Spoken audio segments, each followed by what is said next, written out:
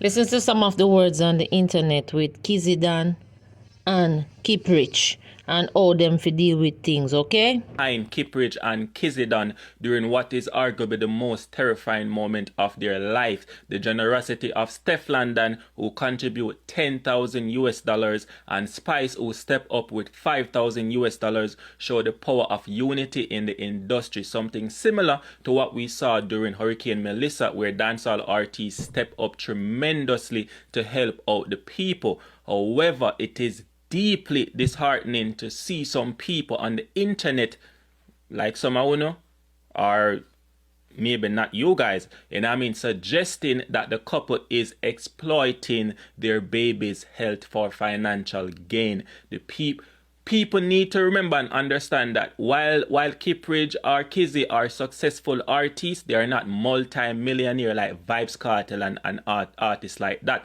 especially when faced with a medical crisis in a foreign country, right? Being stranded in Colombia with your baby born at 6 months is a nightmare, both emotionally and financially, right? This is some great information right here. Tavares, Florida to Orlando, Florida, which is like an hour. And it's very costly undertaking, okay?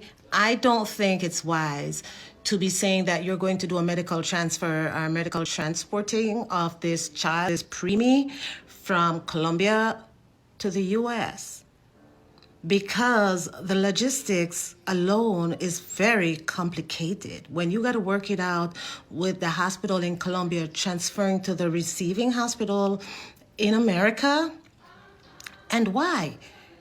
When the outcome may not be any different. We're talking about a 1.5 pound preemie, and the baby is currently at a state-of-the-art level 4 NICU in Colombia.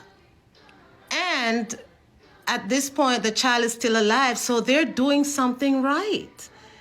So why would you want to take the chance and burden yourself? If you don't have this money, why would you want to burden yourself with taking this child to the United States when the outcome is not going to be any different? I mean, the fact of the matter, despite being so vulnerable, preemies, thousands of preemies are born every day in countries poorer than Colombia. And as I said before, you have Americans going to Colombia to seek healthcare. So that's how advanced the Colombian healthcare system is. And so putting all this money into that effort to me just seems so senseless, especially because the child was born there in Colombia and I'm sure has some kind of, claim to citizenship. So the receiving hospital has to be open to the idea that they're going to take on this burden. So working that logistics on an international level, it's going to be extremely arduous. And you have to show that you have this money or some solid insurance, because they're not going to commit to that care until you can. I'm pregnant. Literally, as soon as I told everybody, maybe like 3 weeks later, I go to my first appointment. I'm about 8 weeks at this point. Go to my first appointment, found out non-viable pregnancy. Shattered, heart shattered. You hear me? So the next time I got pregnant, if you didn't see me at work, you wouldn't know I was pregnant. Nobody knew I was pregnant. When I had the baby, I posted my maternity photos. When my baby was christened, that's when I announced that I had the baby. Of course, that pregnancy was hard. Second baby, my son, same thing. Nobody knew.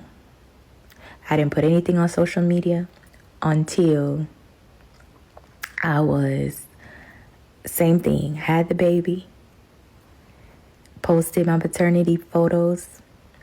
Once my baby got christened, that's when I made the announcement with my baby picture that he was born.